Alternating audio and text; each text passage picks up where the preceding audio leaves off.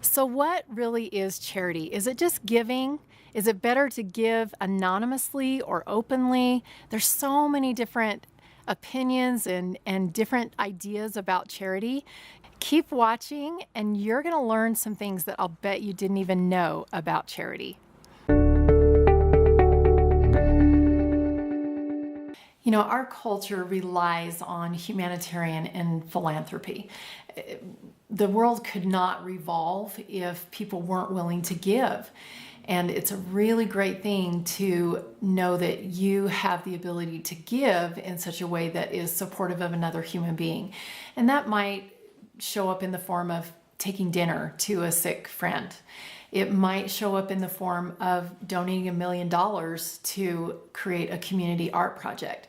And there's a million different things in between of how charity looks, how philanthropy and humanitarian work looks. So is there a better way to give? Is there something that is charity and something that's not? Is it better to give openly or to give in secret, anonymously?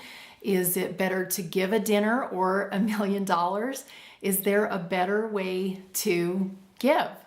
Well, I had the opportunity just in the past month to meet with a couple of my mentors who are billionaires. And this subject came up in both of those conversations, and it was they're the ones who brought it up. It was interesting that that was on both of their minds during this past month. For one of the mentors that I talked to, he talked about giving in secret versus giving openly. And I was really interested to hear what he thought about that. He does that quite regularly, and he does both. He'll give openly and he'll give anonymously. The times that he gives openly and puts his name on the donation is usually when he wants to allow his employees to be proud of the company that they work for. And so he does it in a way that not so much elevates him or puts his name on it so that he can see that other people are in awe of him or proud of him or whatever, but so that the people that work for him can be proud that they're associated with a company who is generous. He also gives a lot anonymously. He shared with me several times within his organization there were people who had health issues or financial struggles or whatever, and he would just give a cash gift to help support that person in a time of need. He also mentioned a time when he was driving out of the parking lot and saw that one of his employees had his hood up. He drove over, the battery was dead, and he jumped this old pickup truck with his Corvette and served in that way. So there's lots of different ways that you can serve. And I asked him which one of those did he feel was the most beneficial and which one carried the most weight or which one was the better way to give. And it was interesting, his reply. He said that he had actually kept track for a while of his anonymous giving versus the giving that he put his name on.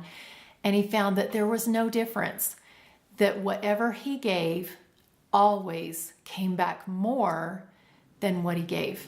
So the return that he received, regardless of whether he did it in open or he did it in secret, was the same. It was always more. And because he found out that there was really no difference, he decided to mostly give in the way that serves him best. And that's anonymously. And I asked him why he did that. And he said, because it makes me the happiest. And so when you are choosing what way to give, I'm going to encourage that you choose a way that makes you happiest. As I met with my second billionaire friend, that same subject came up, and I asked him the same question. Is it better to give anonymously or to give in an open manner so that people know that you're giving? And he basically gave me the same answer, that it really doesn't matter, and that he gives anonymously because it makes him the most happy. All right, so is there a difference between giving and charity? That was the question I asked. Is all giving charity? I guess that's maybe a better question. Is all giving charity? And to answer this question, I'm going to bring in a different principle, and that's the law of abundance. The law of abundance is self-perpetuating. You give, It circles back around, you receive, you give again, and it circles back around, and it just continues this cycle of abundance. The cycle starts with giving. It starts with you creating a void within yourself, you giving something and leaving a space to receive. And so as I contemplated this idea of charity, and is there a way to give that maybe isn't charity, I had to bring that law in. When charity for me means that it perpetuates the law of abundance, that when I give, it's also serving me. When I feed someone, it's also feeding me. When I give, I'm also receiving. And regardless of if I receive back the same thing that I gave out, I'm still receiving because it's making me happy. It's making me, it's helping me to see the beauty of the creation that's happening because of what I gave. Charity allows me to immediately receive my reward. So if I'm giving something and it's not making me happy, or if it's not serving me in some way or feeding me in some way, then I'm just going to call that giving. And giving benefits. Giving does benefit other people. There's going to be some benefit that's created. But for it to be real charity, for me to be able to give in a way that serves me immediately, that's a little bit different. And in order to give and for it to be charity, you have to know the person. You have to know what that person needs. You might have an idea of what that person needs, but to really have it be charity, you have to get inside that person's heart and really know what they need. I'm going to give you an example of this. I have two examples, one where I felt like I received, but it wasn't charity, and one where I felt like I received and it was charity. So hopefully this example will explain what I mean. So the first example, I had surgery, and some ladies in my neighborhood wanted to bring me in dinner. And so they ordered pizza and went down and picked it up, and it wasn't the nicest pizza place. It was the cheapest pizza place that I never go to. And they brought that pizza in, and it gave some benefit. My family was able to eat it and feel good, that they had their bellies full. I, however, because I had just had surgery, was not able to eat pizza. It was a little bit too spicy for my stomach, and so I wasn't able to eat that, and it wasn't the type of pizza that I would have chosen if I had gone out to pizza.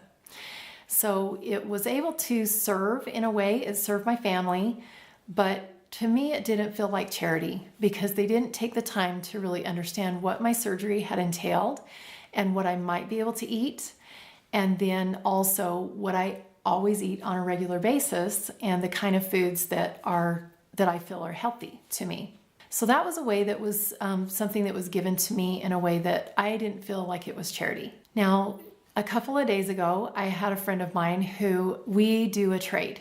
I mentor for her. I give her some mentoring sessions, and then she does massage for me. And she came over to my house a couple of days ago and reciprocated the mentoring that I had done for her.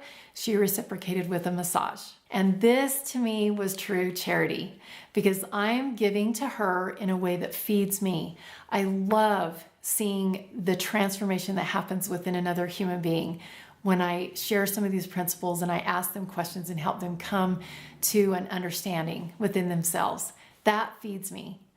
And then she loves what she does. She loves giving massages and serving people in that way and just feeling the relaxation of the muscles that happens underneath her hands. And I love getting massages.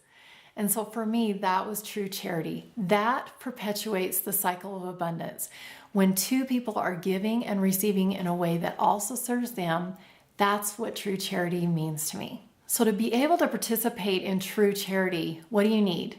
You need to know yourself. You need to know what you love and what feeds you and what serves you and what fills you up. So you need to know that. You need to know yourself. And the second thing is you need to know who you're serving.